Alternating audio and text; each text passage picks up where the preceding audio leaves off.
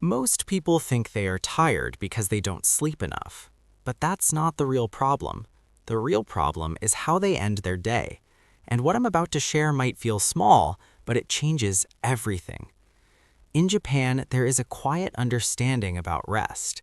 It is not about sleeping longer, it is about sleeping clean. Secret number 1. Finish the day. Don't collapse into it.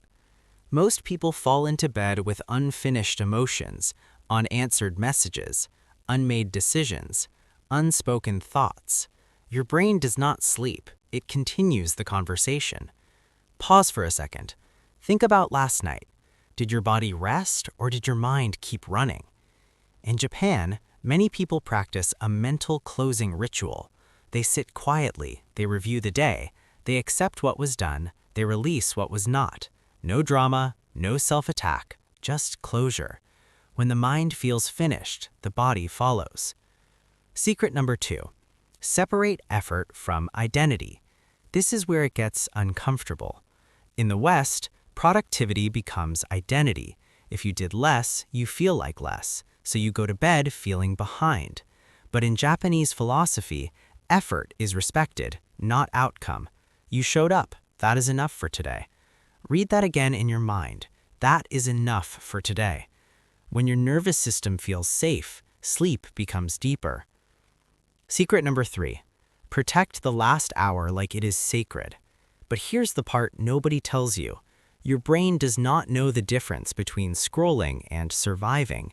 When you flood it with noise at night, it prepares for threat. In Japan, evenings are slower, lights are softer, voices are quieter, movements are intentional. Even bathing is not hygiene, it is transition, a signal. The day is ending, the body can soften. And when the body softens, sleep requires less time. Secret number 4. Wake up with purpose, not pressure. Many young people wake up already losing because the first thought is comparison, messages, deadlines, other people's lives. Instead, choose one small reason to rise. Not a life goal, not a 5-year plan, just one meaningful action. Make tea slowly, stretch for 2 minutes, write one honest sentence. Small purpose stabilizes the mind, and when the mind is steady, energy is conserved. Secret number 5. Respect boredom. This sounds strange, but constant stimulation is exhausting. Silence feels uncomfortable at first because you meet yourself there. But Japanese culture has long valued stillness, simplicity, the space between things. When your life has space, your brain has space. When your brain has space, sleep becomes efficient. You don't need 10 hours, you need depth. And depth comes from calm nervous systems, not from exhaustion. Let me ask you something. What if you are not tired, but overstimulated? What if your sleep problem is a boundary problem? Think about that tonight.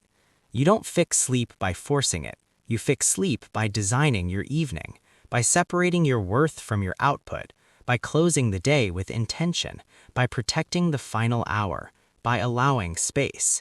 This is not dramatic change. It is quiet adjustment. And quiet adjustments compound. You don't need to become superhuman. You need to become regulated. Sleep less, wake fresh. Not because you hacked biology, but because you respected it. And that kind of discipline is silent. If this made you reflect, don't change everything tonight. Change one ending and see what happens.